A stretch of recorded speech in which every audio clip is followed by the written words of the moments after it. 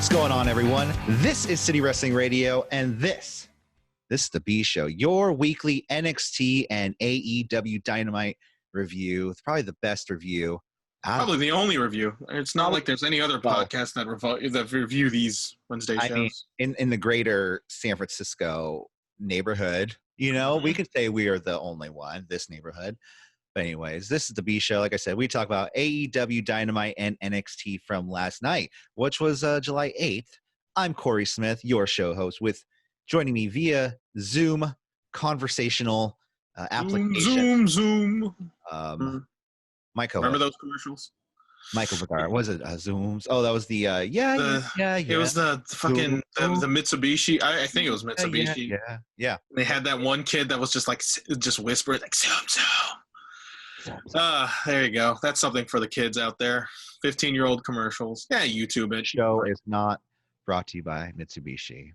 I wish it was. Mitsubishi, if you're listening. If you want to sponsor us, I would love a car right now. We are open to an open contract for advertisement of 3 cars. Yeah. He needs one too. I think Jose already has. Jose already has one. Yeah, he gets another one, whatever. Okay. How are you? You can never have too many cars. Okay. Yeah. All right. I finished my cup of coffee. Now it's. Oh, I gotta make up for it in this water I have right here. Michael, you need to be ready because I just poured myself my giant Deadpool coffee cup, and I'm ready to go. Ready to talk about some news that happened this week, some AEW Dynamite, and some NXT. But before we get into all of that, please don't forget to like, share, and subscribe at CWR415.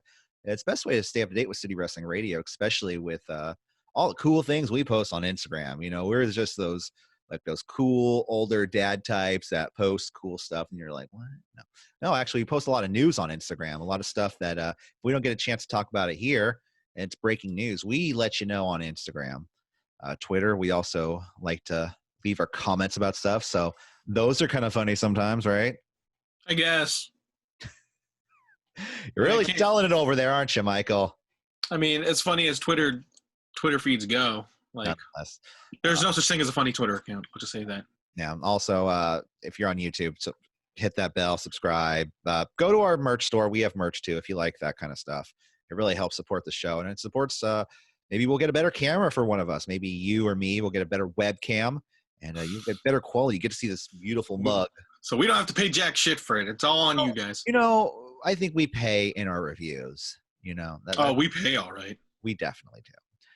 Nonetheless, at CWR415, Facebook, Twitter, and Instagram, and teespring.com/store/ all the links are down there below. You got a freaking spot in my hair. Like, you ever have that part in your hair where it just never goes down? Like, this is for our video listeners. This is for our YouTube. Like, you got to go to YouTube for this exclusive content. Like, you notice how this hair just keeps going down? Yeah, no matter what. I'm having that problem with that piece right there. Yeah, right there. That's why I'm not. That strand. It's perfect right now, so I can't. Maybe I should just get some egg whites. You ever hear about that? Like, people just try to or gel. Like there are people who just, I think mostly people who wear mohawks. Like, they usually just do egg whites. Like, you ever heard? And then they just keep it up. I've heard of people using what do you call it? Glue, like Elmer's glue. Oh God, that would smell. But then again, so would egg whites, I guess. But so did I. I used the Elmer's glue one time, and it was really, really hard to cut. It held very well. I had a mohawk. Yeah. Was it like a Sheamus kind of mohawk, or was it just like a faux hawk, or just? No, it was a real mohawk, but I kept my sideburns, so it was like shaved in between, but I kept my sideburns and I spiked them out. Yeah. Nah, that's a thing. That's Mark Quinn and Road Warrior. Was it Animal or Hawk that had the reverse mohawk?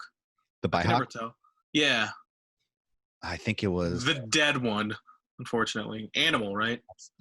I'm really showing my ass here, but anyways, whatever. That's we're the younger crowd. We know a little bit more. Mark Quinn, he's the one with the Bihawk. There we go. Anyways, I had a Unhawk. It was an evil Uno, I called it. No, I didn't. Wait, yeah, I was gonna say evil Uno. He has no hair. I wish I could take. Well, you don't know that. Oh, that's true. We don't know that. Mask. He was still wearing a mask last night, along with all those other fine young people in the Dark Order. So anyways, let's get in some news, shall we? Some news. Yeah, because everything happens all the time in wrestling. It's a full-time job, honestly. So let's get right into it. I think we should just probably start with the Matt Riddle situation, shall we? Yeah, I guess. Yeah, pretty I much. think it's probably the most serious piece of news we have here to talk about Yeah. today. Everything else is kind of some stuff. We're going to talk about Dominion too. We'll talk about upcoming New Japan week. But yeah, Matt Riddle. Matt Riddle he released a video. Was it yesterday on Wednesday? Denying the sexual assault and abuse allegations. The WWE SmackDown roster superstar on Wednesday strongly denying the abuse. He started the video by saying, Come on, man. This is a very serious situation. It is, but I mean, look at this video. How serious was this video? Okay, no, I get your point.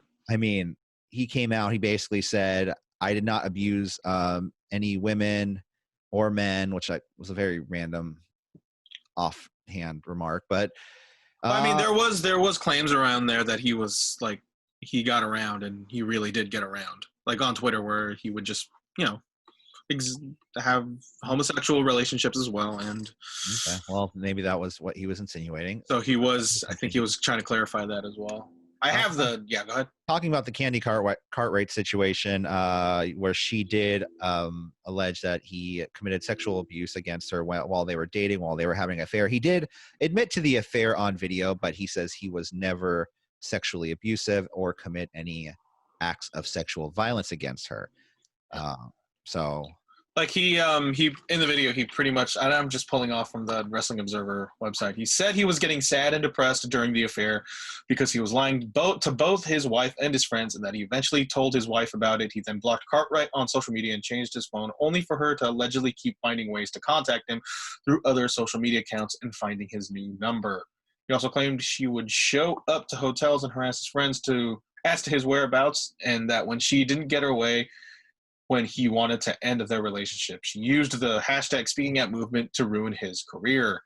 Yeah, I mean, like in these sort of situations, it would be really easy to just stay silent on certain things, and I kind of just chalked it up to Matt Riddle just defending himself. Yeah. Now, whether or not a lot of other people just kind of stayed quiet about it and said, you know what, I'm not gonna talk about this, because what good is it going to do to go out and just say, hey, I didn't do it? Like, handle it behind the scenes. Yeah, I mean, it's it's kind of a double-edged sword where it's like, I don't want to go like, but like, it's first of all, it's just a very personal, like, it is a very personal situation, and like, yeah. I do believe you still got to believe victims or everything, but it's Matt Riddle has every right to post this video and really defend himself. I mean, yeah, he does that. Yeah, he has the right. He has that right. Sure. Whether or not it's true or like justifiable or it was the smart move, that's an entirely different conversation in and of itself. Like, what did you see the video? Because I saw like half the video, then I just kind of was like, all right, I'm kind of shutting this off. It's just, he admitted to having the affair, and he says his wife didn't know about it, but wasn't there text messages of his wife to Candy, like asking her for like stuff like that she blatantly knew about the affair before this? Yeah. So why is Riddle coming out with this video just saying, "Whoa, she didn't know, and I did have an affair, and it's me coming out about the affair"? So it's just to me, like I said, if it doesn't exactly help his case, like this video. That's what I'm saying. So I mean, I think he would have been better off if he would have just stayed silent about it, and just kind of handled it behind the scenes with his lawyer, and or like he could have just said, like, I'm aware of these again. I'd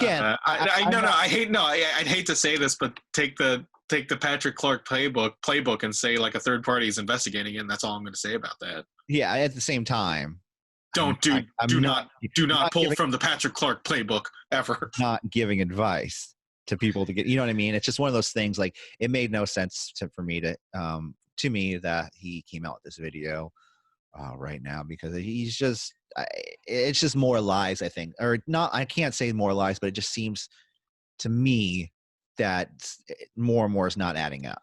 And I don't want to like be grim or anything or condone this sort of like the way this narrative is shifting, but the talk was kind of fading. about this as well. And for him to actually kind of bring it up again also didn't really help his case either. Yeah. Like I don't like the fact that it like that this was, you know, getting a little bit like was the story this whole story was just kind of getting out of the zeitgeist, but for him to post this video, it was just sort of bad timing because people were just kind of forgetting about it anyway. I mean, internet never forgets, but yeah. It was sort of just passing by, and then he just brought it up again. Didn't help him, is what I'm saying. Did not help his case at all. So, I mean, I hope something comes of that. I mean, eventually. Cartwright has not responded to the video. No, but she did. I think the reason why he came out with this video is because recently, I think earlier this week, she came out with pictures of them kissing in a car, and then there was also some evidence corroborating with this, where it was the same day that was posted that he was wearing the exact same shirt from another person's Twitter account. Okay. Yeah. It was him and Damian Priest like, and he was wearing the same shirt. I am sorry, Matt Riddle. I did not mean to post that picture. I will take it down right now. I mean, he doesn't have to apologize for anything, honestly. Well, I mean, to Matt Riddle, like, oh, why'd you do that, man? Yeah. Bro code, man. It's bro code in WWE, man. God, no. And that's the thing. WWE knew that. Imagine, like, the fact the story went out there, like, WWE knew this. Imagine what they do know and we don't know. Yeah. I mean, they probably know a lot more about these guys than we don't. You know, and they're still pushing him to the degree that they are on SmackDown. Which, I mean, look at even goes back to the day, you know, with the whole murder allegations with Superfly. You know. Oh yeah. It's forever a dark stain on the many stains. WWE will blatantly cover things up, and I'm not saying they covered up a murder, but they will cover up the image. Oh, they did to us. They tried to. Well, we don't. I can say that. We don't know for sure. Like they allegedly did, and what I'm saying is that they covered it up image-wise for sure. They covered it up to the public perception that never happened until 20, 30 years later, when he was eventually being charged for it, when, you know, evidence was coming out. Even when he was about to get charged, like, didn't they, when Jimmy Snuka died, they posted tributes all over from Twitter. Like, they did a whole entire tribute for that guy when he passed away. Well, yeah. So, you know, WWE will, in my view, WWE will do things like cover things up. And at least it's not out of the realm of possibility. Let's just say that. Right. And like I said, at least I said perception wise. So, did you see last week's SmackDown? No. Did you? Because there was a Riddle promo. Like, speaking of Matt Riddle, there was a promo where he ostensibly just explained why he's not wearing shoes. Oh God. Yeah. Okay. I saw that. Yeah. Yeah. My tootsies, bro. I got frostbite. It was frostbite, and now he just feels better when he's not wearing shoes. Like, they have to explain that. Like, that's WWE. Like, that's main roster WWE for you. Like, they have to feel this need to explain everything. Yeah. Not just, well, I like wrestling with no shoes, so. Or the fact that he was an MMA fighter. Yeah, and exactly. That's how MMA fighters. I'm a wrestler now. So you gotta have an excuse, buddy. It was so dumb, but dumb, in kind of a fun way. Like, I know a lot of people hated it, but I was more just like, yeah, no, it's absurd enough just to go to swing the pendulum back to, you know, sort of funny instead of just outright. Just was it Kerry Von Erich that had the Kevin Von Erich, who wrestled with barefooted, and didn't he have something to do with frostbite? Wasn't it that? No, just to look different. Okay. All right. Just to be cool. Just to be cool and different. Well, I mean, yeah, it was weird. It sucked. I did not like it at all. So. I mean, he had a pretty good match with Morrison. In fact, match-wise, SmackDown, I think it's the fact that it's 2 hours. Yeah. It's a lot easier to watch. And, the wrestling has been pretty all right lately. Well, they got a pretty good roster going on. They do have a pretty good roster going on. It's Daniel Bryan, AJ Styles, Drew Gulak. Well, not Daniel Bryan via Zoom. Well, because hey guys, I'm watching in front of my plants. Yeah. His Eventually. plant-based television, telling him why Drew Gulak he bonds with Drew Gulak more than anybody there. Anyway. Anywho's. Nonetheless, Matt Riddle, he came in video. If you didn't see the video, go watch it. And yeah. I have no idea what they got planned for tomorrow for SmackDown. Doesn't that say anything about the way they promote that show now? They didn't have anything planned for NXT this week up until about an hour before the goddamn show. So An hour? I mean, they taped that show a week ago. It was like a week ago. Even Raw this week had one match they were previewing. And I wonder why these ratings are sinking. Are they just afraid to promote matches because they're afraid to promote because people would just know ahead of time and they just won't watch anyway? Yeah, honestly. I think they try to be like, well, we're going to have some... You never know what's going to happen. Tune in to find out. But it's Monday Night Raw. I mean, you never know what's going to happen. And that's kind of the difference in philosophies with WWE and AEW. Like AEW, you know what's going to happen next week. And you have every reason to watch, the next Dynamite after the next Dynamite. Yeah. And then you don't really get that with WWE because they... And I can only, see this from my perspective. It's that I personally think they're just afraid to promote matches because people just don't want to know. People just, if I find out what's there, I'm not going to watch it. If it's bad or not, you can only tune in to find out. Yeah. No, I completely agree. I think WWE puts on a lot of stuff. Like there was a lot of stuff that was rumored. Let's talk about it because I actually have a couple things I wanted to talk about from Monday Night Raw this week. That's what people listen because people listening to the B show. That's what they want to hear. It's okay. Well, there's news. They want to listen. It's news. Oh, you don't want to hear about wrestling news? Okay, fine. You guys can go listen to another podcast. I don't care. Whatever. No, let's do a very quick Raw review. Heath Slater made his comeback this week. Well, not to the roster. I don't think he's back. Is he back? I don't know. We don't know yet. Probably find out in the Observer in a day or two. He showed up in his I think he foresaw the future very well back in the day. Came out in his old school free agent T-shirt that he had when he was trying to get signed to Raw or SmackDown. I know, right? Because he is poetry. Free agent. Came out being introduced by Dolph Ziggler. Him and Drew McIntyre had a match. And, of course, it was a squash. But Heath, damn, this guy looking swole. He looked just as swole as fucking Drew McIntyre himself. Yeah. It's how convenient. You get released from your company, and you just and you're no longer being drug tested, and you just conveniently get jacked the second that you come back. Well, I mean, come on, dude. WWE drug testing. You looked... Yeah, that's true. Oh, that's funny. But because is there drug testing? I don't know. I mean, when they feel like it, I guess. I don't know. But Heath Slater, he pretty much went out there and kind of cut the promo of his life, thinking this would get if I'll say this, if it was up to me, he said if Drake Maverick did it, I can do it too. And look what happened.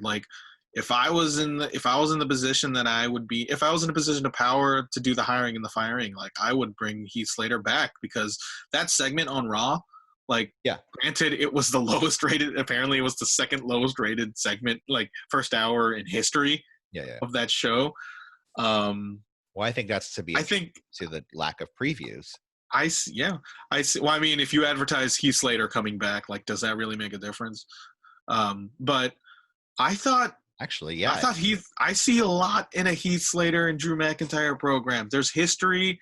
I know on paper it doesn't sound really that convincing, but then that segment kind of proves that if you have a storyline behind that, if they promoted that match, if that was the main event, if they set, because I thought it was a really great setup for the main event of that very show. If you ended with Drew McIntyre and Heath Slater, you would make a compelling case to stay for the third hour. You know what I mean? Oh, yeah. And actually give them a legit, because, I mean, them wrestling in their jeans, you're not going to see it. You're not going to see Heath pull anything out, Yeah. I think it was completely absurd that match was only 20 seconds long. It should have been way more because you have this built-in storyline with Heath Slater. He looks credible. He looks great. Yeah. And, and I think you can salvage it because here's what I would do. Like I tend to avoid fantasy booking, but this is my fantasy booking for Heath Slater and Drew McIntyre. You'd hire back Heath Slater shoot wise, and then you would have the storyline where the only reason Heath Slater got his job back was because Drew McIntyre lobbied hard for him to get his job back. But then Heath Slater would find that out, and he would resent the fact that he only got his job back because of Drew McIntyre, and because of that, he would just go on a tear, become a fucking become a heel psychopath, and then you build him up for Drew McIntyre, title match. Here's my fantasy booking here. Heath Slater books a meeting with Vince McMahon. He has a meeting. He tells him his worth to the company. Vince McMahon decides, okay, you're rehired. That's my fantasy booking. I don't think Vince McMahon would be willing to put himself into a storyline, especially one that. No, it's not a storyline. This is a shoot over here, brother. I don't know. But yeah, I thought that was a really good segment on Raw that Heath Slater really showed his worth. Yeah. And also on Monday Night Raw, the unveiling of the brand new United States Championship. Michael, what'd you think of this title? Looks better than the TNT Championship, I'll say that. I will say that. I really enjoyed this, the design of this new title. If you can see, if you're watching on YouTube, which you should be every Friday, we see the design right here. It kind of reminds me of, like a TV title. It's a little smaller than the original design. It's a little, I would say, less flashy than the original. Not the original, but the last design of the U.S. title, because the last one kind of looked like a toy. Let's face it. This one actually looks like a title belt. Put the winged eagle on it. Are we going to call this the winged eagle now? Is this the new winged eagle? Nothing can be the winged eagle except the winged eagle.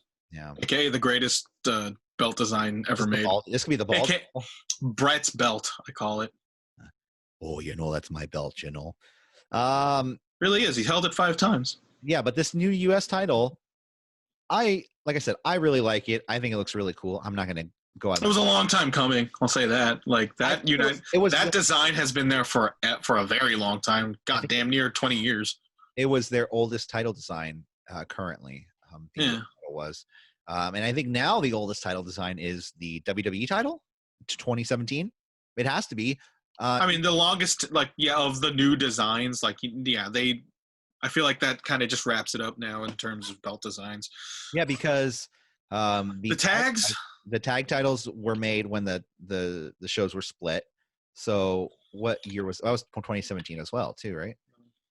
And well, nonetheless. Wait, I forget. Are the tag titles cross promotional?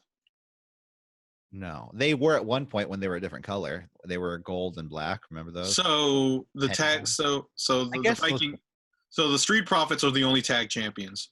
No, that's not true because the New Day are also champions. Yeah. Or no, who's the SmackDown tag team champions? It's the New Day. Okay. Yeah. Yeah. So I think now it's either the tag titles or the WWE title, which has the oldest title design in the WWE right now.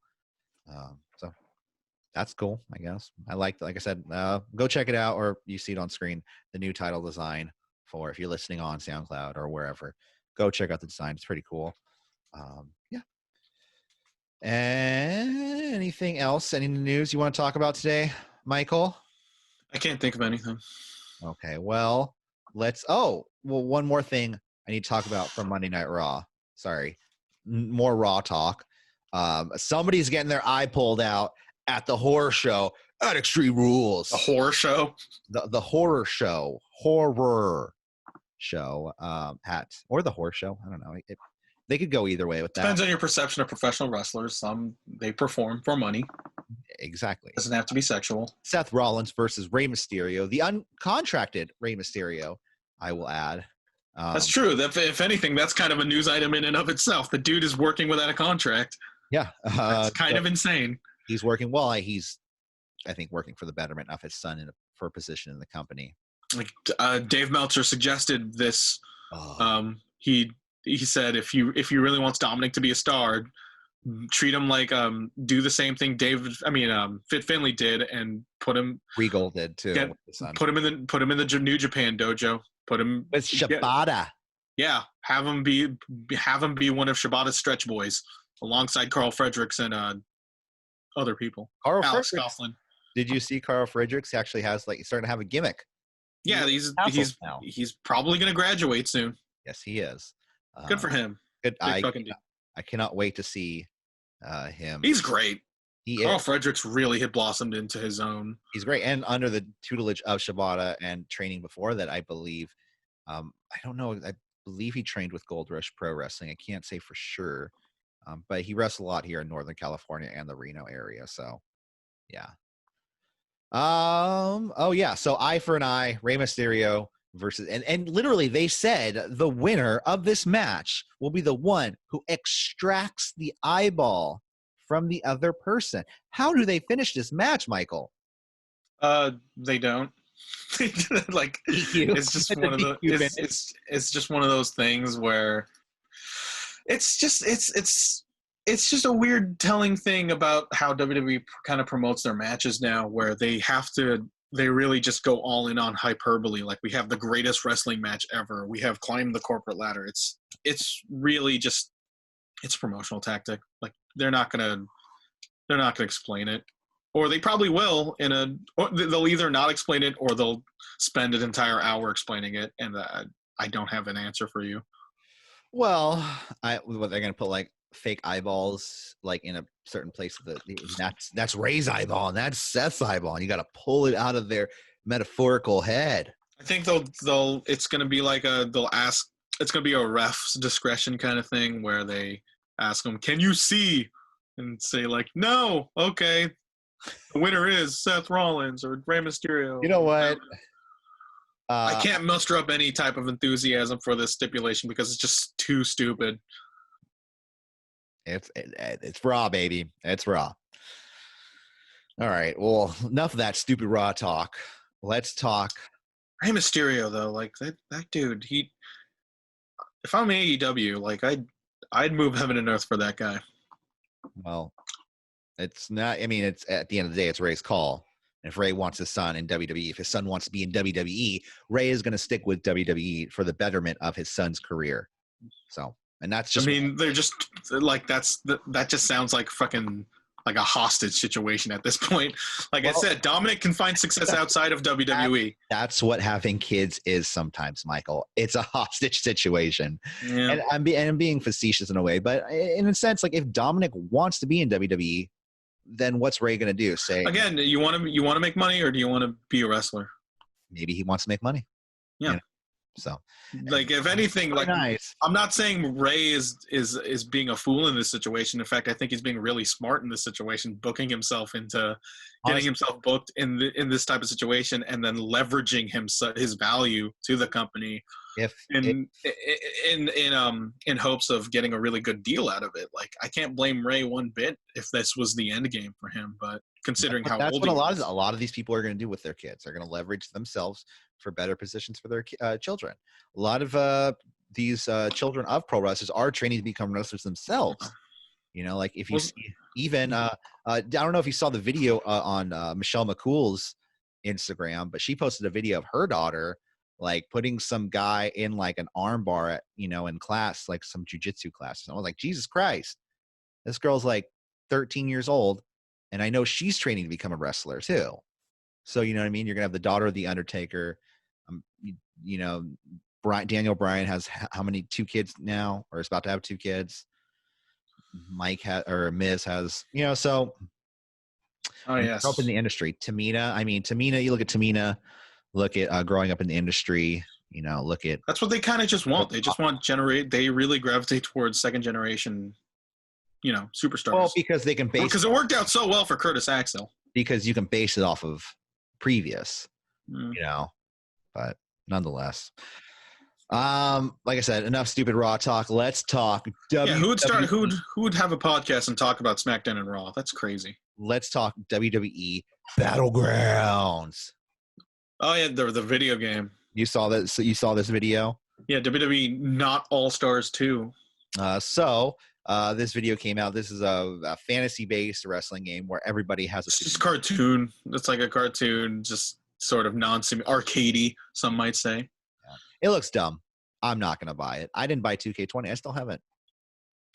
Jury's still out on how it actually plays. It looks bad. Like every Boss Moz from this Twitter account I follow, he tweeted out that video and says everybody just sort of has have the same body type as Chris Benoit, like stocky but muscly. Yeah. Well, what I don't get is why did WWE make these like really weird, dumb wrestling games? Why don't they just make like a party game, WWE Party, and just have these same style of characters? Because driving golf carts, driving, playing. Have you played WWE? Have you ever played WWE Crush Hour? No. That's the Twisted. It's pretty much like if Twisted Metal. It's Twisted Metal, but a bunch of. That's got such a narrow audience. Like, if you have a party game, kids are gonna. I don't know, man. Any video game that made Jim Ross say Undertaker has used the Twisty Rockets is a fantastic game in my book. I don't care how bad your video game is. They have contributed. I'm lobbying for the WWE party game. WWE on the Switch. I don't. Yeah, sure. Yeah, no. Live stream yourself playing that by yourself and see how that goes, Corey. What did I like? I like the WWE just had that cross promotional stuff with King of Fighters on the phone. That was pretty cool. I had fun with that. Yeah, I played it. Yeah. I played it a few times. I downloaded it. It was only for a little while. It was like a temporary promotion. But it was pretty cool. I mean, it's not like the original King of Fighters. It was more of a side. They've been doing that for a little bit, actually. I can't think of anything right now, but putting WWE, there was a Indie Smash Brothers game where they just added a bunch of WWE characters to it. They just got the license for it, and I would be in full support of just adding WWE wrestlers to just more things. Like fucking put John Cena in Mortal Kombat, fucking tear his spine out of his asshole. Hey. I want to see the actual 5-knuckle shuffle, and then through somebody's head. That would be or just make a John Cena skin for Reptile, because Reptile has a special move where you can't see him. He turns invisible. There you go. John Cena. That's the John Cena skin. But WWE Battleground coming out this September for your video game system. It looks dumb. Yeah. Go rent it at Blockbuster. I don't know. I don't fucking know. Or do they still have a game? What's that game rental thing? A GameFly. They still have that? That still exists, surprisingly. I used to do that. It's like $20 a month. I can't fathom paying $20 a month for a service nowadays. Yeah. Well, I pay. I got a lot of mileage out of GameFly. That was the type of thing where, it's games that I wouldn't necessarily buy full price. It's, the whole purpose of renting games, honestly. Have this for a little bit. Don't fully commit to it. But yeah, GameFly, sponsor us. I want free GameFly accounts. So do you want to talk about, I guess we'll talk about Dominion and the New Japan show at the end of everything. Let's talk AEW Dynamite, shall we? Yes, light the fuse, bring the boom, Dynamite. Dated July 8th, 2020, Fyter Fest Night 2 in Daly's Place at Jacksonville, Florida, the state where everybody wants to be right now. Yeah. Private Party with Matt Hardy versus Kenny Omega and Hangman Adam Page for the AEW World Tag Team Championships. This was a really good match.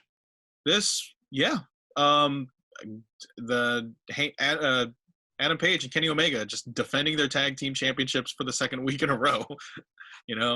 They're fighting champions. Pulling the Cody Rhodes. Yeah.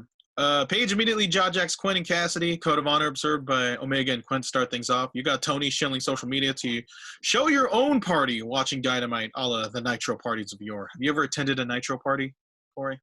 Don't know what that is. You don't remember? I feel like you would. It's 12 years old, dude. Okay. They would just. What was it? They would just stick a camera in somebody's house and say, "Hey, we're having a party watching Nitro." Oh, I vaguely remember seeing that on TV. But yeah, I was 12, so I was just watching with my dad. You would remember that the most if you were 12 and that happened. Page and Omega double team Quinn with chops. They build heat on Quinn throughout. Quinn avoids a Katara Crusher by landing on his hands and drop kicks both Page and Omega. Silly string to Omega, but Page power bombs Quinn to the audience. Not a mask in sight. Granted, this was filmed last week, so who knows. Cassidy does a mid-rope springboard cannonball to the audience. Again, no masks. I mean, yeah. Really, really sloppy double Spanish fly to Omega from both Quinn and Cassidy for a 2 count. Cassidy and Omega exchange strikes. I have no idea who's the legal man here. On the rocks, which is pretty much a sling blade, but land back-to-back to Omega from Cassidy. You can't escape from Kenny, but then a powerbomb from Page for a 2 count. Quinn misses a 450. Page attempts a buckshot, but is stopped by Cassidy. and gets a tornado DDT. Shooting star press from Quen to Hangman, but the pin is stopped by Omega. Gin and Juice is stopped. Avalanche Liger Bomb from Page to Quen. Last call to Cassidy. Tag champs retain. This match really, like, it started sloppy because it's private. It's a private party match. They're a moves first, story second kind of team. They held their own though. But they did hold their own as it actually went on. This match. This was a hot tag match, and this was a hot tag match to start Dynamite, and that's exactly what this needed to be. Page and Omega, they really just it's like they really found gold with this team. Honestly, like you could tell, like this was all. You could tell, like from the get go, like when they first started, like you thought this was a temporary thing, but really, like I can see these guys going for like being champions for a very long time because they just work well with everybody. And Hangman Adam Page, dude, like that guy. Going into the match, I did not think the titles would change hands, but there were moments at the match I'm like, holy crap, are they gonna? Holy crap! Like for quite some time, like for a very. I've kind of just turned a new leaf because I was sort of objectifying to the fact that like Kenny Omega should primarily be a singles wrestler, but like considering where we are now as wrestling goes, like this sort of like that's the whole point of tag team wrestling, where it's just sort of you show as much as you can while maintaining your body because you wrestle half a match. Technically when you're in a tag match. So it's honestly a pretty good spot of Kenny and Adam Page right now, and down the line when they become singles wrestlers they'll see how it goes. But Private Party, they really did hold their own in this regard. I know there was a really good match. There was that when Hangman went for the buckshot lariat and it was silly stringed. It got silly stringed. It got silly stringed back out. That was fucking awesome. I was like, oh wait a minute, something's on my back. I gotta go back. Yeah, awesome. Next up, we get a plug of Cody on Hot Ones eating spicy chicken wings with other people. This was actually shown throughout the. Did Cody have a match last night? Last week? Last night? No, Cody had no match last night, right? No. I thought he was supposed to be the fighting champion and wrestle off this week. Why? I thought he wasn't supposed to take any weeks off. I thought there was every week. What's going on? I heard it's supposed to be an open challenge. What are you doing, Cody? What are you doing? Not defending your title every week, huh? No, I don't. He'll get back to you. He'll get back to you. That's what I thought was going to happen.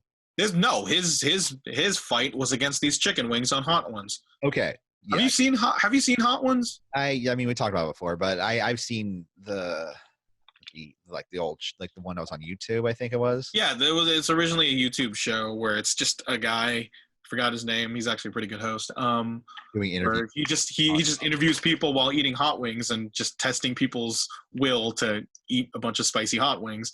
I highly recommend watching the Gordon Ramsay one, where it's like 30 minutes of just Gordon Ramsay just saying shit, fucking hell. It's great. It's great. Lance Archer versus Joey Janela. Archer throws an already dead Sunny Kiss to Janela to start the match. I thought that was actually a really cool touch. Felt bad for Sunny Kiss. It's like, oh, why is Sunny Kiss got to be taken out? Well, Sunny Kiss, you'll see more of Sunny Kiss. Janela gets tossed around the outside, but gets a couple of comebacks with baseball slide kicks and a diving crossbody. Janela gets a table and chair. He goes up top with the table, but is stopped by Paul Turner, saving him from a DQ. I thought this was a street fight, like going into this last week, but apparently not. I don't know. Okay. Maybe I got that confused with Mia Yim and Candice LeRae. Archer comes back and kills Janela some more. Janela gets some strikes, but all it takes is one from Archer to take him down again. During the break, Janela gets tossed to the barricade through a table after taking out Sunny again. Fire up from Janela, trying to bring him down. Blackout attempt from Archer to a takedown from Janela, or 2 counts or 1. I forgot. Bicycle knee strike from Janela, but Jake the Snake distracts Paul Turner, thus leading to Sunny Kiss doing a 450 after Janela does an elbow drop, another 2 count. Jake was so bad at that too, because he's like, I'm distracting you, ref. Okay, now you got to turn around and go count that pinfall. Like he literally looked like he was pointing for the ref to count the pinfall on Archer, and I was like, what do you? Okay. It's like he was trying to get his he was more concerned about executing the spot than Yeah. actually doing the spot. Yeah, doing it good. Like he kind of had his doubts of how well he was going to do it, so he was just over. Yeah. He was overdoing it. Black out through the table from the top rope, pin win for Archer. I thought this match overachieved. I enjoyed this more than I thought I would. I thought Sunny Kiss had a pretty good spotlight on her as well, doing the 450 splash, and it was a good match. What'd you think? Him or her, whatever. It was whatever. No. I was you called Sunny Kiss a her, and I was just like him, and I was like, well, it doesn't really fucking matter, whatever. No, I don't know. I don't know. It identifies as both. I thought. Yeah. Like I know Jim Ross identified like it was I know. gender flexible. Gender fluidity. Yeah, love it. Again, if I'm wrong, please correct me, listeners. Yeah, we will gladly listen to us being wrong and correct ourselves. That's what everybody wants to hear. Yeah. Telling us how wrong we are. Well, that's how they could be interact with the podcast. Tell us we're wrong. We're sponges in that sort of regard. Here we go. Yeah, it was a fun match. I thought it was one of the better matches I've seen out of Joey Janela. I think. Are you not fully convinced about Joey Janela in AEW? I liked the idea of Joey Janela before he came to AEW, and he would have in concept, like a signing someone like a Joey Janela. You expected somebody like Spring Break Joey Janela instead of just another guy, because I have to admit, he was kind of steering dangerously into that path until they decided to use him a lot more. Yeah. So I mean, I think they should focus more on the tag team of him and Sunny Kiss, but I think they will. But then also another tag team, like that tag, like once you really like start to look at the whole tag team division as a whole, and we'll get there with the 8-man, like there's gonna be a time where they gotta even things out a little bit, and putting Janela and Sunny as singles competitors who just happen to be with each other all the time.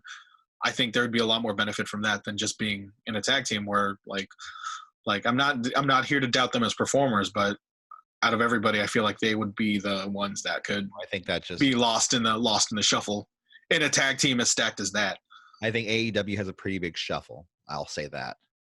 Do you think they have? Are you saying like there's too many people to fill 2 hours? Because there's also a very big argument for that. Like they did announce like they were going to do a second show, but that got kind of nipped in the bud when this whole COVID foolishness happened. So we still haven't heard a single thing about that.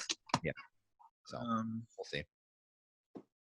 Darby Allin video. He's still thinking about Brian Cage and proceeds to coffin drop over 100 feet into a bunch of sponges. Thanks, Darby.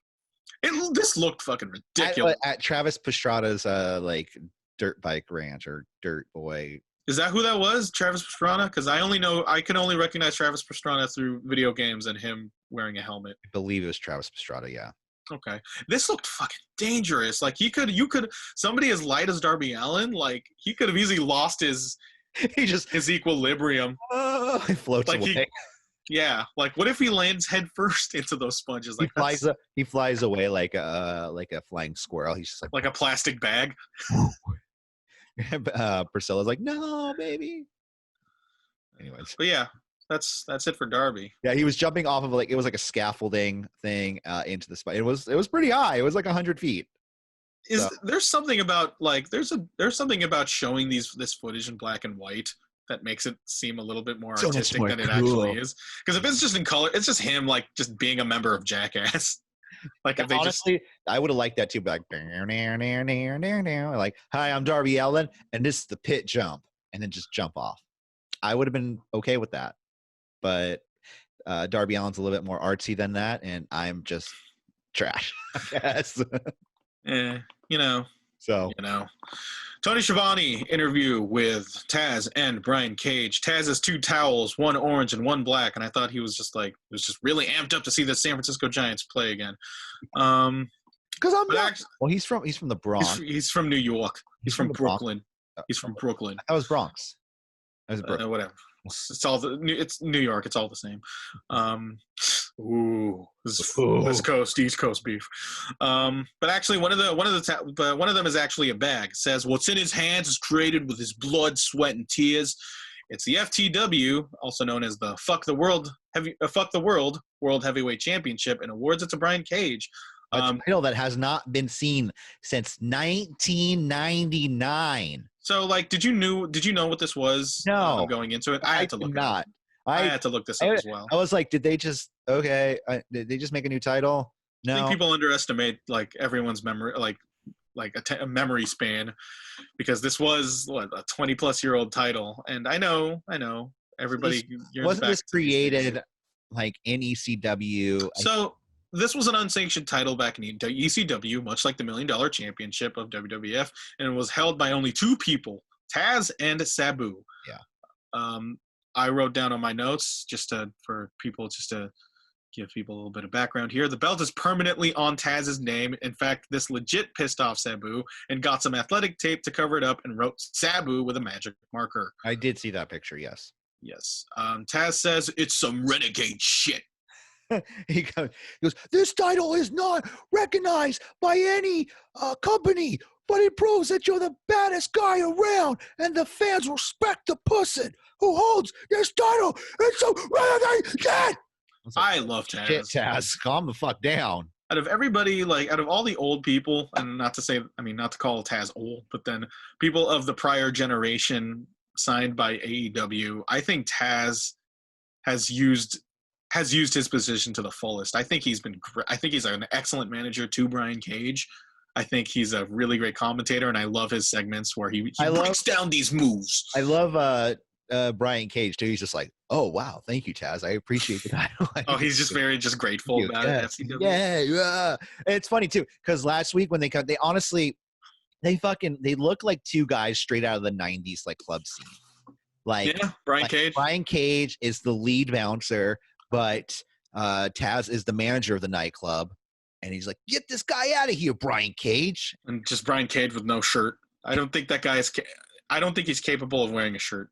I've never seen Brian Cage wearing a shirt. That APW show where he was asking Candice LeRae for baby oil, and I was just standing there. Like, he literally – did I ever tell the story where I was just in the merch stand? Like, I was just staring at this World Heavyweight Championship belt. I didn't even know it was a merch line, but then I see Tessa Blanchard and Candice LeRae just in front of the table, and I'm just standing there like a creep. I'm like, no, I'm actually just looking at the title belt. And then I saw Brian Cage, who – I'm going to say it right now. I am taller than Brian Cage. Yeah. See, just passing by. I thought he was just a fan, but then like he just kind of he barely had a shirt on, and he was asking Candice LeRae for baby oil. That's any shirt he has on. He barely has it on. Yeah, and it was like, hey, you got some like, and I felt like I didn't belong there. I just felt like did I cross a line somewhere? Like, did I just because this is my first time at the Cow Palace, and so like oil me up, Michael. I was like, how do you know my name? I didn't even introduce myself. Yeah. And I just had like a polo shirt on. Like I didn't even have I just looked like, I don't know. Like it was your second wrestling show ever? First, actually. Oh, wow. Yeah. And yeah, I thought I just stumbled upon backstage, but really it was just, it's just something I will just never forget. But Candice LeRae too. Like, oh yeah. And Tessa Blanchard, like, look at that. You were in front of an AEW and NXT superstar at the time. You really think Tessa Blanchard is bound for AEW? No, I was talking about Candice LeRae and Brian Cage. Oh, and former Impact champion. Look at that. Just think about that show. Did we talk about this? Talent you get surrounded. Yeah. When Carl Fredericks was on that show. Ray Phoenix was on that show. Rey Mysterio was on that show. Wow. Name after name after name. All you can see when All Pro Wrestling returns someday. AEW Dark's own Will Hobbs was on that show. Hey. Willpower, baby. Yeah. Let's continue. He was on Dynamite too. He was Britt Baker's security. He was. Where are we? Oh, yes. The Taz segment. Yeah, I liked it. What'd you think? It was a Taz segment? Taz is cool. Yeah. He's better than Paul Heyman, but they give me that Paul Heyman, Brock Lesnar vibe. What's your excitement for Brian Cage versus Moxley next week? Oh, yeah. So is it a double title match too now? I don't think it's a double title. It's just I think that's not on the line. It's a cosmetic belt. You know, like it's like that belt you own. It's like you just happen to own it. It's not gonna. Let's calm down here. I earned that belt just like the $1 Million Man earned his world championship victory. Okay. Like, he could put it on the line, but he doesn't have to. Like, it's not officially sanctioned. It's not going to be recognized by, the almighty Tony Khan. It's there. It's like the same reason why you would wear a belt in real life. Like, just keeps your pants up. All right. You know. So you're saying to Taz that the FTW title is only good enough to hold your pants up. No, that's cool. No. I'm calling it the FTT, meaning fuck that title. Wow. All right, you heard it first. It's a character trait. It's a notch on someone's badge. Like, it's like the Thanos. It's like the Thanos gauntlet. Like, it's something. It's just part of them. Yeah. Let's continue. Infinity Gauntlet. I mean, so I don't want to piss off Jose when I say stuff like that. Yeah, Butcher and the Blade and the Lucha Brothers versus FTR and the Jung Box 8-man tag team. Heels enter with FTR's truck, which was stolen last week. I've missed the Lucha Bros so goddamn much. Yeah, I did. We'll see more of that, and we'll get to that point the more I read into this. FTR Titantron consists of them half naked in their gear, walking through a dilapidated warehouse like they're the Fabulous Ones, and I just could not stop laughing. You see this? What? Just the FTR's Titantron. Oh no, I didn't. It's like they're just in their ring gear and they're just walking through some warehouse as like 70s funk music plays. I was awesome with it. Bucks have a 2020 record of 9-6, and man, that really goes to show what the Bucks really like see themselves as in the booking of this tag. Like, you would think they would have more, but no, I mean they're not putting themselves above everybody else. They are it's a damned if you do, damned if you don't thing, right? Like, if you don't book yourself, yeah. Anyway. Say that this is had this conversation a million times in AEW. Butcher has the keys to the truck and dangles it in front of FTR. Pento does his Sarah Mieto glove throw to Dax. FTR builds heat on Pento with constant tags. Pretty much like the first phase of this match was Lucha Bros versus FTR, which hint. And I thought it was as great as you'd expect it to be in the beginning. And match shifts to Bucks working Blade and double drop kicks Butcher. Top rope Hurricane Rana from Nick to Phoenix. Boy, nothing more than I want now than just another Nick Jackson Phoenix match. Like, Phoenix, this guy. Blade wears down Cash through the break. Matt Jackson double clothesline to the Lucha Bros. Double stomps Butcher and Blade.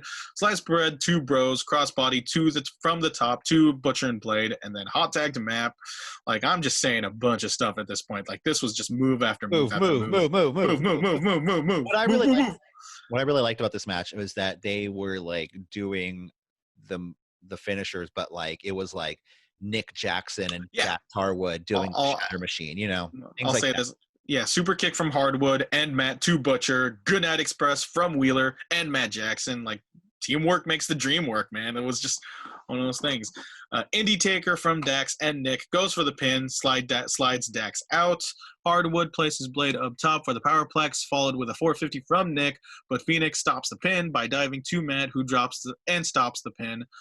Matt and Penta exchange strikes. Meltzer Driver is stopped by Phoenix, and then, my God, Ray Phoenix does a fucking Canadian Destroyer to the outside to everybody. And I thought this, and I know AEW has a lot of moments like this, but I would put this like on their video, like their vertical slice up the top of Ray Phoenix doing the Canadian Destroyer to everybody. I thought this was just an incredible spot. Malfunction at the junction with Matt and Dax, and after much fuckery, Matt takes an LB driver for the pin and win. I thought this was an upset. I honestly thought Bucks and FTR was going to win this. They got to build up for Bucks versus FTR eventually. You know what I mean? Like, it goes nowhere if they win. Yay, we won. Oh yeah, no, definitely. Like, it was one of those matches where like you could see it's a well booked match. Like, you could feasibly see both dudes winning this, and this is the direction they're going with. And I thought, God. I like the conversation though, the commentary this JR going, he looked like the guy from the Pulp Fiction. He's like, you mean the Gimp? He looks like the Gimp. And he was like, yeah, he looks like the Gimp. Kind of does, with the zippered mouth and the zippered eyes. Honestly, the other commentary I think was like Tony Schiavone and Excalibur started cracking up so hard because they did not expect JR to bring up the Gimp from Pulp Fiction. Yeah, bring out the Gimp. I am loving JR's references on AEW more than I'm loving Morrow's references on NXT lately. Oh, I because will they're say so that. forced. They are Yeah. so forced. Like, And and Morrow- I love Morrow- Morrow to death. He used to be good at it, but damn, JR's really. Oh he's no, really Morrow was always bad at it, but it was just like, but it was to a point where I was just like, oh, Morrow, You know, JR's like, he looks like the Gimp. You know what I mean? Just like Yeah. laughing at everyone to the side and like, all right, fine. But yeah, I think this was one of the best matches Dynamite has ever put out in its existence. Yeah. I thought this was an insane match from top to bottom, and that tag division, it's right up there. Like, it's the thing. There's a bunch of one of the interesting things about NXT and AEW is that there's a bunch of trade-offs. Like, I certainly believe NXT has one of the best women's divisions. Yeah.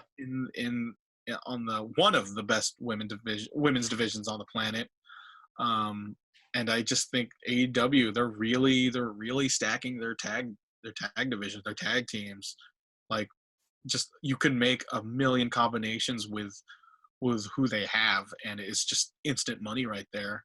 Yeah. At the behest of their singles division, I'll say right there, like they got to even this out. They got to even this out a little bit, and it's kind of hard to do that when you only have 1 2-hour show. Well, they want to focus a lot on tag team in AEW, so yeah, that was, if anything, that was kind of their mantra, right? Like, they want to bring to force it down our throats. I think at a certain point to be like, this is what tag team wrestling should be like, not Dolph Ziggler and Bobby Roode. They want to bring back legitimacy. They want to bring back the spirit of tag team wrestling that absolutely of days of yore. Yep. And they already have the greatest tag team wrestling match in North America under their belt. Arguably the greatest tag team match ever. All right. We get it. I mean, I could say that. Like, if someone, I could see someone say that. I don't. Yeah. Yeah. Cool. No, remember the quotes post Revolution? Where like the last box quote was from Dave Meltzer, the greatest tag team wrestling match ever. Like, that's oh yeah, Big Dave. Anyways, let's move on. Cody has this chicken wing we see more of that chicken wing eating contest where he makes some dudes have to say a word, like that Ellen DeGeneres phone game. Yeah. Yep. Don't know. That's Cody. That's Cody for you. Alex Marvez interviews Big Swole and says she can't enter the building and is being suspended by AEW brass. She calls Britt Basura Baker a trick and says that she drove 3 hours to Daly's place to find this out. And asks, have you ever heard of snail mail? Have you ever heard of a fax machine? Have you ever heard? You could have just called me. And Big's like, that's a great point. Why couldn't they just? I think because they have to deliberately deliver a subpoena. I think, if it's a subpoena, I think they have to hand it to you in person. But they could have called her and been like, hey, don't bother showing up tonight. And they could send a subpoena to wherever you are. They're not just going to. And apparently this is a write-off for Big Swole, I guess. But, really? because shoot-wise, she is immunocompromised. And Florida, again, like I said earlier, it's the state to be in right now. Yeah. So I think this is more or less Big Swole erring on the side of caution. Safety first. Absolutely. I think because this is how I took away from it. Might not be true. We might see more of Swole because we did see more of Swole on Dynamite this week. Like her doing something because Tony Khan tweeted out she is in fact kayfabe suspended. And so this might be, and we'll see what happens. Safety first. We'll see what happens. Nyla Rose versus Kylan King and Kenzie Page. Sheeta and Ford are shown watching the match, and you see Hikaru Shida just staring, just. You see? Did you see how Shida wore the belt too? Oh, it's kind of like where it's kind of just strapped on her shoulder, but then it's strapped also to like how the hipsters wear the fanny packs. Yeah. Exactly. Should put a Supreme sticker on that. Yeah, exactly. Yeah. Nyla kills both. Nyla wins. Get some pasta sauce out because we're having some squash. Am I right? You eat squash with pasta sauce? Is that spaghetti squash? Spaghetti squash. Have you ever had spaghetti squash? It's a very you replace the noodles with squash because it's very noodly like. Anyways, we'll talk about it later. Sounds. It's pretty good. Sounds like one of those things where it's on paper it sounds disgusting, but it might actually be pretty good. It is. I'll send you the recipe. Okay. Well, send it. Just we can talk about squash. Post the link. Yeah, let's talk about squash for 30 minutes. Okay. Well, this was squash. Post-match, Nyla makes her announcements, but except not really. She firmly believes that actions speak louder than words and that the actions tonight spoke for themselves. Faces boo, heels cheer. She takes it upon herself to get a manager, but she's not ready to tell you what it is. Tells them to shut up. They're just like doing everything in AEW. Like more managers, more tag teams. Do you think they hold on, and more double champion and more fucking double champions? Because next week we're gonna have a double champion. I don't care what anyone says. Do you think they like spiced up the crowd noise in this episode of Dynamite a little bit more than usual? I didn't notice anything. I kind of noticed it. Like but it I was watched, like they you're up focusing on it, and I'm watching in the background while I'm at work. So you know what I mean? Oh, so you're telling me you don't really watch Dynamite? Oh, I do, but I'm saying, like sometimes I'm doing one or two different things at a time, so I'm not sitting there. Does your employer know that you're watching wrestling while on the job? My employer, I think, knows I'm. I get. They know who you are. They know what you're capable of. They know who I am. Do you know who I am? Let's see. Where am I? Yeah. She says everyone who has managers are champions, citing Cage and Cody, which but not, I thought was really funny. I love how she says Tully, but I'm like, Sean Spears doesn't have a title. Lance Archer doesn't have a title. But the champions do. Kip. Well, like I just find it really cute. I find it really curious that she cited Cage. I mean, I guess heels got a bad for the heels, but the fact that she cited Cage. Yeah, that's true. Well, she just wants a manager. She would like to see the manager. Yep. Nyla Rose is Karen. Yeah, she's just like, I just don't want to book my flights anymore, so I need someone to handle that. Thanks. Hey, Sheeta just stares menacingly as we end the segment. Is it Paul Ellering? It's Paul Ellering. That would be cool. Was he let go? I mean, he doesn't. I don't think he works for WWE anymore. His daughter was just recently let go from WWE, Rachel Evers. Yeah. So I could definitely see her. I can see if she comes to AEW, I can see Paul Ellering. Vicky Guerrero. That's what everybody's saying. I think that's okay. I mean, I don't want that. I don't want that either. I don't want it. Like it's like in theory it works. I can only handle the excuse me like twice a year. I can handle it twice a year. Yeah, and she can't say excuse me. She says, "Are you kidding me?" Oh, that's right. That. She doesn't say excuse me. She says, "Are you kidding me?" She used to say excuse me in WWE. We get a very welcome image of Colt Cabana with a hematoma. This looked fucking gnarly, and according to Brian Alvarez on Twitter, it's legit. Well, it looked pretty legit. He was pretty bruised up. Yeah. When did this happen? Last week. Colt Cabana wrestled last week? I think so. Okay. No. Yeah, I don't remember. I really should have looked this up. Yeah. He's being tended to by the medic, but is summoned by Brody Lee to get ready for the 6-man against SCU, and that's right now. Mr. Brody Lee, Stu Grayson, and Colt Cabana versus SCU.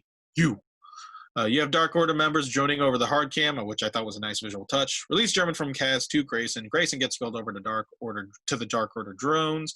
Majority of the break consists of Cabana and Lee working Sky. Commentators put over how impressive Stu Grayson has been, which, I mean, it really did feel like a showing out for Stu Grayson in this one. Hot tag to Kaz and works Lee and Grayson, but Lee eventually catches him with a right cutter from Kaz to Grayson. Daniels with a tope to Lee. Best moonsault ever to Grayson, but the count is stopped by Colt. Lariat to Daniels, and Lee instructs Grayson to tag Colt in to pin Daniels for the pin and win. And you see Colt Cabana feeling happy about the win and is yep, exactly what you're doing. Colt feels happy about the win and is appreciate. Yeah, this feels good, you guys. Thanks for making me feel good. Yeah. Did you see the new shirt? The Dark Order Colt Cabana shirt? Oh, man. Yeah, it's a Dark Order. He says, I don't know why I like this, but go buy it. And it says Colt Cabana. It has kind of the Dark Order logo. Instead of saying boom, boom, it says doom, doom. Ooh. Doom, doom. So that would be part of the song. Doom, doom, Colt Cabana, doom, doom. Yeah, so they played Colt Cabana's music to end this segment, too. And I just he got the pin, so that. Yeah. I thought this match was here. Oh, like it existed. Like this was a show that if I were to rank matches on this show, it would probably be in the bottom tier. What if Colt Cabana was playing the Dark Order though? What if he was like, no, dude, I was just using you guys for a win for the wins. Like, no, I don't. Yeah, they could definitely do that. It's like And they're it's what? definitely an out Like, for him. yeah, you guys are idiots. That would make Dark Order would actually look like idiots. Yeah. I would advise against that if you want to Then make you'd Dark Order well, legit. then you have Brody Lee versus Colt Cabana, and That's a match. it's a match. It's a match. Like all of this is just a mid card feud to me. Like I can't really like outright criticize it, like saying, "Oh, this is a bad storyline," because I like on one hand, like I actually don't think it's that bad of a storyline because. Oh, I kind of like it. I like it. Yeah, I actually, yeah. We'll see how it goes. Britt Baker gets confronted by Big Swole and scoffs at APW's or AEW Dark's Will Hobbs, who rightfully wears a face mask. Yeah. Good on you, Will Hobbs. Exactly. Swole throws something at Britt's face and ends with Britt and Rebel just losing their shit over it. Yeah. Not the best week for Britt Baker, honestly, as far as I'm concerned. But Rebel, she continues to be a great foil for Britt Baker. Like she brings it. Anyway, main event time. Orange Cassidy with Best Friends and a bad theme song versus Le Champion Chris Jericho with Proud and Powerful. Oh, that's a new theme song for Orange, right? Mm-hmm. It is Orange Cassidy's theme song, which is just I feel like. Well, he used to come out to the Best Friends theme. No, I mean like in GCW, he used to come out to like some 70s song that's very iconic. But they're not going to pay for the rights. I think this is a lost opportunity to do something that's really like evocative of Orange Cassidy's character. If like they just have like a theme, like doing a generic theme song is very much on brand with Orange Cassidy. But then like I think you can go even blander with it. Like you could just have like a MIDI, like just like a lightweight catchy MIDI song. That would have to be like really explained though. I don't think a lot of people would get that. Like if it was. What do you mean get it? Like it's just Orange. It's Orange Cassidy. Like. You know what I mean? Like there's not much to explain. He's very lethargic. Lethargy is his thing. Yeah, I think. Yeah, I just personally, to me, I think 70s like rock music comes across more of like whatever kind of stony, like whatever, man. Matthew McConaughey, like you don't smoke, be cooler if you did, kind of vibe. So, Dazed and Confused vibe. That's what I'm trying to say. Yeah. Anyway, Orange Cassidy immediately takes his shirt off, which is still bloodstained from a week ago, which is kind of disgusting. But and it requests Chuck and Trent to back off. He's got this. Jericho said tranquilo. Yeah. Jericho has Floyd the Bat with Proud and Powerful having orange juice. Hands in his pocket offense from OC, scaring Jericho away. Tope Suicida to Jericho and a brawl to the outside ensues.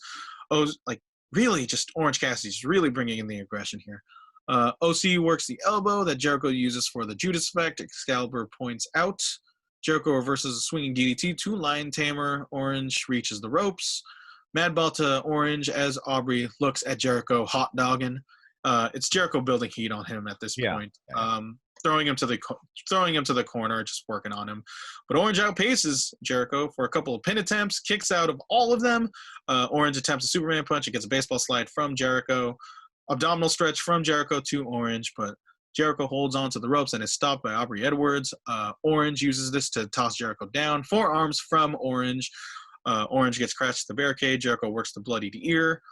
Orange fires up again with palm strikes and forearms. Head scissors takedown. Hands in his pockets. And at this point, I just thought, like, is he really just going to do this in the middle of the match?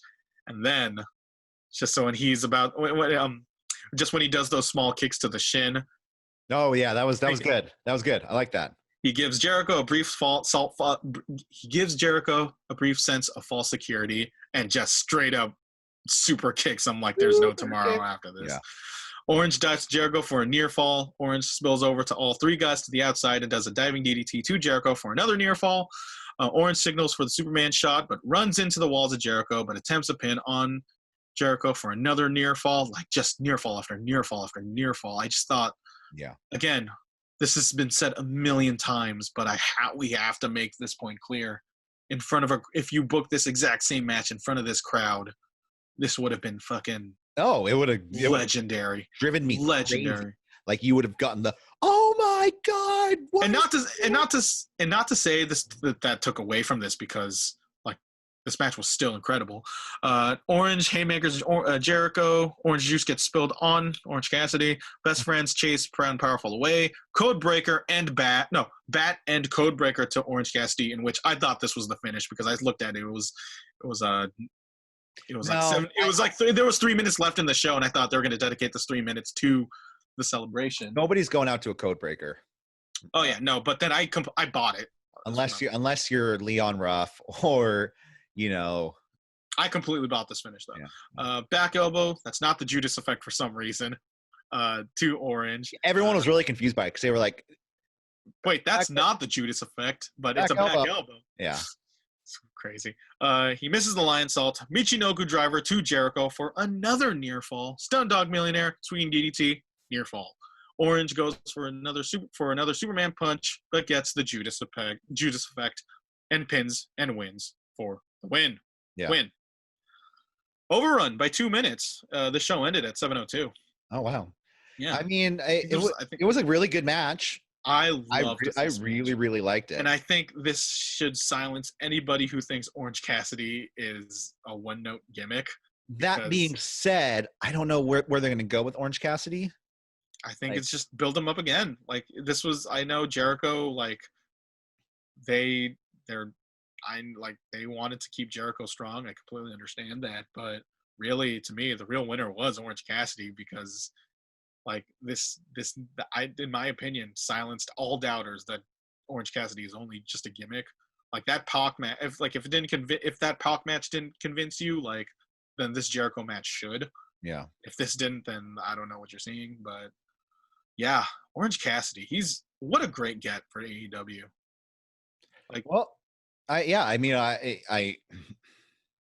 He's like Tony Khan's favorite wrestler. So, yeah, I don't know. Like, there's a part of me that's Orange Cassidy's great. No, Orange Cassidy's great. There's parts of great enough to be a Halloween costume. That's true. I look a lot. People said if I do it right, I look pretty much just like him. So you got a lot of compliments from that, huh? I did. Yeah. Did people legitimately think you looked like during that show? Well, it's funny because like the next show, somebody was like, "Holy shit, it's Orange Cassidy!" He came up to me. He goes, "Oh, you dressed like Orange Cassidy for Halloween?" I said, "Yeah, I did." She goes, "No." He goes, "But I was talking to my friend, and I said, that guy over there looks a lot like Orange Cassidy, and he told me that you dressed like him for Halloween. So I'm known as the guy who like dresses up for Halloween." So you'd be like the Shinsuke, like that guy who dresses up like Shinsuke Nakamura. Yeah. Yeah. There was a guy in San Antonio that dressed like Kenny Omega that I remember seeing him at the Rumble one year, and that was funny. He's gonna enter the Rumble like, "Oh shit, Kenny Omega is in the Rumble."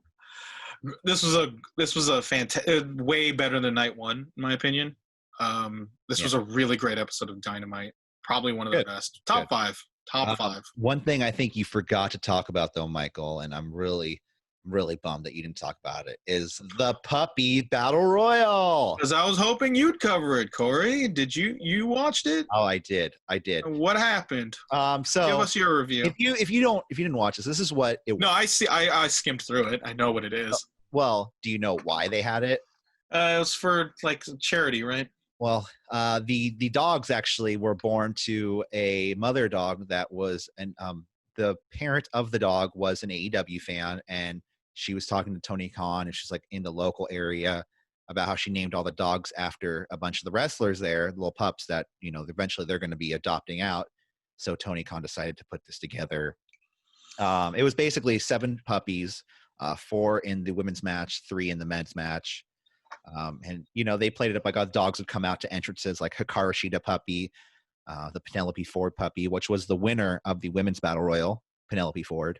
Both heels going over. Yeah, MJF, the MJF puppy won too. It was pretty good too. It was fucking adorable. From what I saw, it was fucking adorable. You had Tony Schiavone commentating the entire time.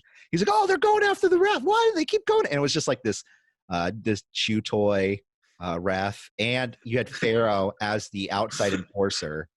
Yeah, he was only in one shot, but he was supposed to be the outside enforcer, which I thought was great. It was funny.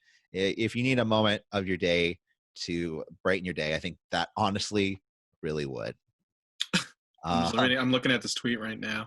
I can't believe Taz brought back the N64. And it's just look at Brian Cage just being really just ooh. Oh, can we play that? Hey. Anyways, let's talk some NXT, shall we? Yeah, yes, let's. Great American Bash, night 2. I do. We kicked things off with it was a street fight. Candice LeRae versus Mia Yim. Both women donning the classic street fight denim and t-shirt attire. Mia Yim with Tim's. Yes. Mia Yim's Tim's. God, I almost called them Tim Burton's. Timberlands, right? Timberlands. Why hasn't Tim Burton capitalized on that? Yim attacks LeRae as she comes to the ring. Yim throws LeRae into the ring and starts to fill the ring with an assortment of weaponry. This is a very weapons-focused match. The two battle with kendo sticks. Yim introduces a table, but LeRae is the one to set it up in the corner. LeRae working on the shoulder of Mia Yim. The two eventually battle through the fans onto the craft services table. That's when LeRae takes over, used a fire extinguisher to blind Mia Yim. LeRae tries to suplex Lim off this elevated platform into the craft service table. Yim fights back, gives her a drop kick off of the elevated surface through the table. Big boot to, I wrote Basura LeRae because she called her Basura earlier. Eventually, she places a garbage can over her, big boot to LeRae, cannonball. She brings out the brass knucks, which were very comically large brass knucks. Gotta inform the viewer what they are. It can't be too subtle. Well, yeah. Can't be William Regal's brass knucks. He's somewhere in his house. They did zooming his They did say, "Oh, William Regal would be proud of her." I was like, okay. Yeah, because that's his thing. I know. Yim, like I said, she brings up the brass knucks. LeRae blocks a chair shot, proceeds to strike Yim with multiple chair shots. The two battle on top of a wobbly table that's placed on the top turnbuckle. Diving, swinging neck breaker to Yim off the table through a pile of chairs after LeRae hits her with the brass knuckles. And LeRae gets the pin and the win, elevating LeRae probably to a women's title match in the future, making her more of a contender. I guess it makes sense. But honestly, the only thing I remembered about this match was the final spot, which was the neck breaker to that was cool. It was really a bunch of chairs. And hey, listen, they had me glued on the screen when they were on that table in the corner because it looked like that was going to tip over. Yeah. Well, I say, and I'm going to start kind of giving these matches a 5 out of 10 rating. I give us a 5. We're rating matches now? Why not? How many flare chops is this? This is a 5 out of 10, I would say. 5 out of 10 flare chops. Ouch. Well, no, I mean, this is a middle of the road match. It wasn't horrible. It wasn't anything to brag about. A little long, but at no point was I like saying this is a horrible match or this match needs to end right now. It was just right there in the middle. Then there was this most unnecessary picture-in-picture with Candice LeRae and Mia Yim getting up. We need to explain how they cleared this ring, Corey. I guess so. Next up, we have Bronson Reed versus Tony Nese. NXT's resident thick boy.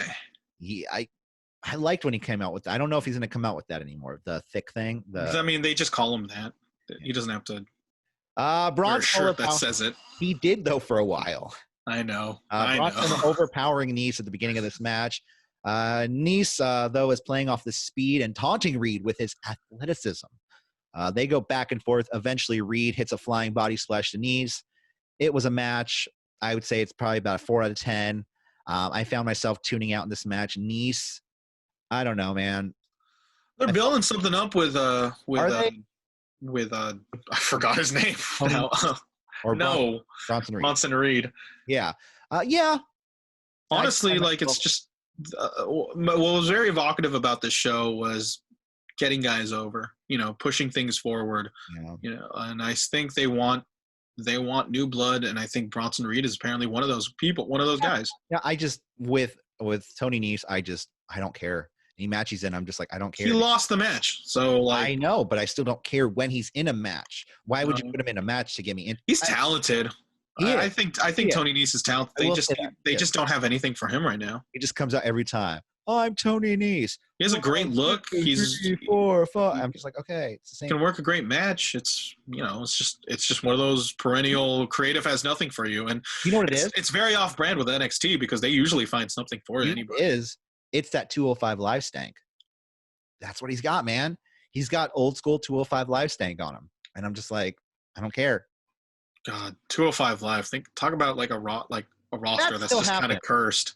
Well, they're like NXT roster pretty much now. So Yeah. But then, Jordan Devlin, TJP, Rich Swann, Enzo Amore, anyways, Jack Gallagher. That is quite a row. Phantasma's like, I don't want the title. Take it back. Kind of cursed.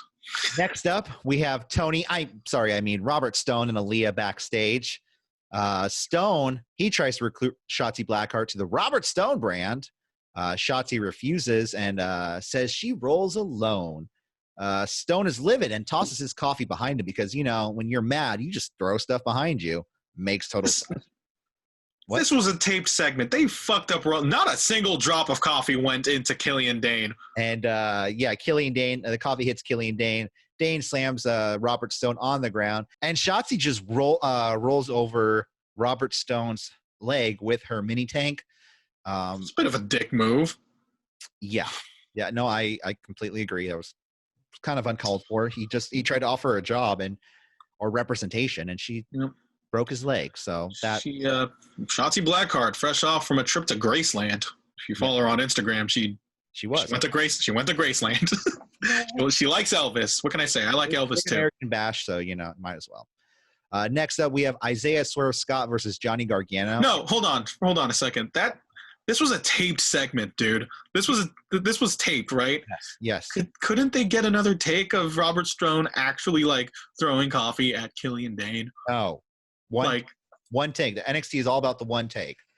I think they did it one time. They're like, that was good in one take. They're like, let's do them all in one take. We get done faster. It's fine. I guess it was, okay, whatever. It doesn't make sense at all. I completely agree with you. It's dumb. Next up, Isaiah Swerve Scott versus Johnny Gargano. And gotta say, I like this match. This match starts with a series of chain mat wrestling. Started out a little slow, but built up during the commercial break. We have a rolling flatliner to Gargano, followed by a kick out. Slingshot spear to Isaiah Swerve Scott. These two go back and forth, and it was good. Swerve is ready for the push that he's earned, in my opinion.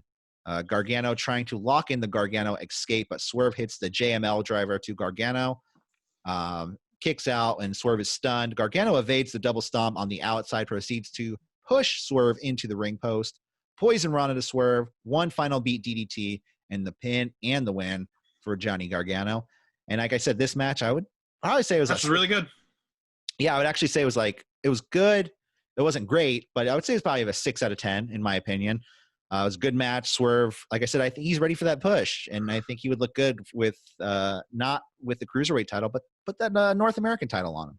Just two very talented individuals having a good match. Yeah. They and I think I still hate. Yeah, go ahead. In front of fans at a takeover. Boy, this match would be great. Yep. Oh boy. I still hate the Johnny Gargano character. I hate the direction that he's being taken in. Well, yeah, you're supposed to. It's supposed to hate Johnny Gargano. but then it's not one of those, oh, you're supposed to hate him. It's like I genuinely just don't like the direction that they have for him beyond him trying to be good at what he does. It's not him. Well, or it could be him. I don't know. I don't know the guy personally, but it's I don't really know, but next up, though, we have Io Shirai, and she's in cryostasis mode, hibernating in a water chamber with the title. Yeah, so it's a hot new cool. thing nowadays. It was cool. It was very it reminded me of an anime. You know how football players take ice baths? This is just Io Shirai. Yeah.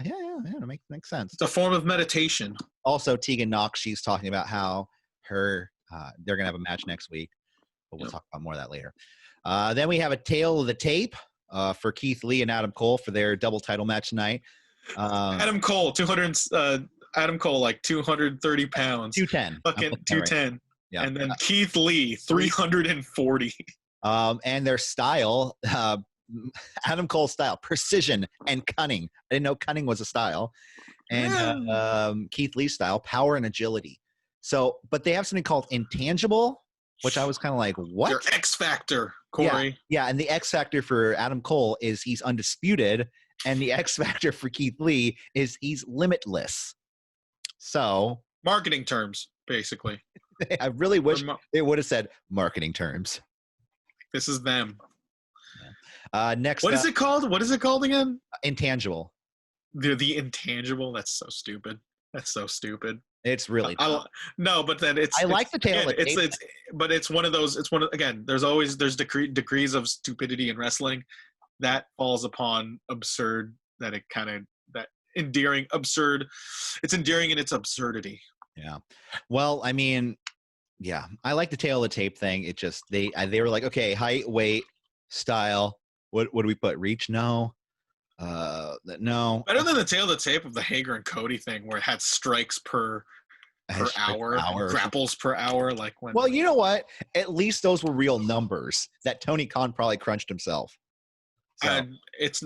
It's definitely possible. It's definitely possible considering like how much of a nerd he is for that stuff. Nerd. No.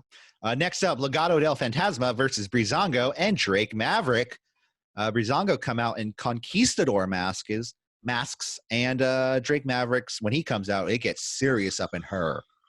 I mean, this was a decent match. I don't know. I kind of my eyes kind of glossed over, to be honest. Yeah, it was a 6-man tag. For a 6-man tag, you have all these different guys getting their spots off, which was good. It kind of keep people watching, keep people interested. But at the end of the day, this was just to build up a cruiserweight title match, I think, for Drake Maverick versus Santos Escobar.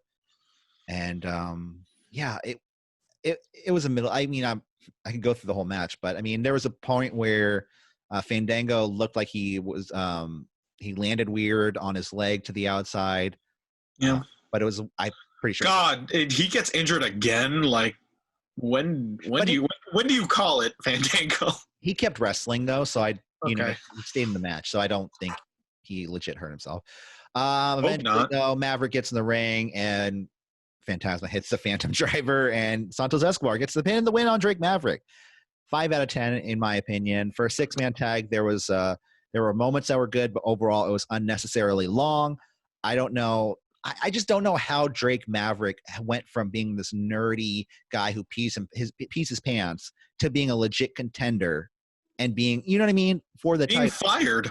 That was the thing. Oh, it's the Heath Slater effect. It's a Heath Slater effect. Well, you know, like just like Drake the fact that you have a very real life situation in your hands, and I'm saying real life. No, in kayfabe terms. No. In like in kayfabe terms, or like the fact that you are your very livelihood is, you know, I understand. It's put into question, and it's a fight or flight situation for Drake Maverick because he wants the reason why he has this legit contender, and the fact that he's still in this tournament, like he's fighting for his job. It's a fight or flight instinct. But same with Heath Slater. He has his job. He already has his job. He doesn't need and that's what happens. He already has his job. So now he earned it, and now it's all the more motivation to get better. He earned better booking. No, I know. It's just, to me, he was a geek before, and yeah, he's better now, and I like him, and I'm not trying to hate on him. It's just I don't understand how he went from the guy peeing his pants to now legit contender for the title or for the. And I'm telling you, the fact that I just don't I don't see that. Like by that logic, then Heath Slater should be a contender for the WWE title, and he should, but he's not. So yeah, I mean, the 22nd. I mean, now you're trying to apply logic to WWE booking, and that's a road that you don't want to get. Absolutely. Next up, we have the Garganos backstage gloating over their victories. Gargano says that if Balor hadn't ruined his win a couple weeks ago, he'd be double champion tonight with both titles right here. Boom, boom. And LeRae says they both have unfinished business. And Johnny Gargano looks at Mackenzie and goes, "We got some fireworks to go set off over here," insinuating that they are going to go have sex. Yeah, because we got to let people know that Johnny Gargano does indeed fuck. Yes, and I did love LeRae sold it because she's like, ew. I was like, okay, I mean, he is your husband, whatever. Y'all have your own lifestyle, I guess. So Yeah, have you seen Johnny Gargano's Christmases on Twitter no. with Candice LeRae? It's just like the stuff that he gets for Christmas is It's just toys. It's just a bunch of toys. Hey, I'm not opposed of getting toys on Christmas. In fact, I think that's the best time to get toys. Yeah. But boy, let's just say that dude's a real big nerd. Yeah. Next up, we have Santana Garrett, who's the magical referee, versus Mercedes Martinez, the returning Mercedes Martinez. Now, is Santana Garrett the mechanic? No, that was somebody. Well, she is. No, that was like somebody who does like cars, and she had like a car name. She had like and not Shayna Baszler, which like who died. Anyways, well, no, Shayna Baszler was resurrected into Mercedes Martinez. Okay. And I hate saying that, but it just in NXT when Shayna Baszler was just there like a year ago, it seems to me that now they have Mercedes. You know what I mean? Come on, Mercedes Martinez being there is just a carbon copy now. To me, she's the new Shayna Baszler. Yeah, and I know and I hate saying that because Mercedes Martinez has probably been around longer than Shayna Baszler in the business. Triple H only knows two types of women, and that's rocker chick and complete, and then just white meat babyface. Yeah. Garrett gets some good shots in on Martinez, but Martinez asserts her dominance on Garrett, hits the Fisherman Buster, the pin and the win. I give this match a 4 out of 10. I thought this could have been either more of a squash or more of a legit match. It just wasn't enough of anything it needed to accomplish. Exactly. And like I said, she's just reminding me too much of Shayna Baszler. So next week, we have Io Shirai versus Tegan Nox for the NXT Women's Championship, and Damian Priest versus Cameron Grimes for respect, I guess, or a paycheck. I don't know. It's grind time next week, though. And that concludes us to our main event, Adam Cole versus Keith Lee for the NXT Championship and the NXT North American Championship. I mean, this is a great match. They lock up. Keith Lee toying with Adam Cole, dragging him around the ring by his hand. Adam Cole fights out, though. They battle on the outside. Lee pushed into the plexiglass, then slammed into the stairs. Eventually, we have a deadlift superplex to Adam Cole, spirit bomb to Adam Cole, but Cole manages to get one finger on the rope. Pounds to a spike slam to Cole, kick out. I mean, we had everything in this match. Panama Sunrise, which, with Keith Lee, his size, doing a Panama Sunrise, Jesus Christ. He tries to go for another one. Nothing is putting Keith Lee down. And then eventually he hits the Big Bang Catastrophe, the pin, and the win. And your new NXT champion is Keith Lee. And double champion. Another double champion, something I'm sick of. North America. Hey, 2 belts is a good look. Yeah, but everyone's doing it, so. But the thing is, Keith Lee, I'm all for this. I'm always been an advocate for Keith Lee, and I'm happy that he's champion. I'm happy that he's double champion. I think. During the post-match celebration, you see Karrion Kross staring at Keith Lee, and he's laughing like. I'd give this match an 8 out of 10. Good match. It was a great match. Lee is fitting to be an NXT champion. I do hope the idea of a double champion eventually becomes him. I want him to. I don't want to sit here and say Keith Lee should relinquish a title because he's not deserving of being a double champion. He's absolutely deserving of being a double champion. You think? No. However, I don't think somebody should hold 2 titles in one division. That goes for Naito. That goes for Keith Lee. That goes for anybody that holds 2 titles in one division. You can hold a tag title and hold a singles title. That's fine. But in my opinion, I don't think you should. Like, Becky should have dropped one of those titles, in my opinion. That's fair. I mean, just you were wishing for Ultimate Warrior rules where I'm going win. No, where he would win, but then it would again, like you said, you would have to relinquish that title. He would just win that, and then that would just be when Goldberg beat Hogan. He had to drop the U.S. title the next week. Yeah. So the only thing that's on the line is the NXT title. Well, yeah. Well, no, because that would, okay, yeah. No, I get what you're saying. Yeah. Too many double champs.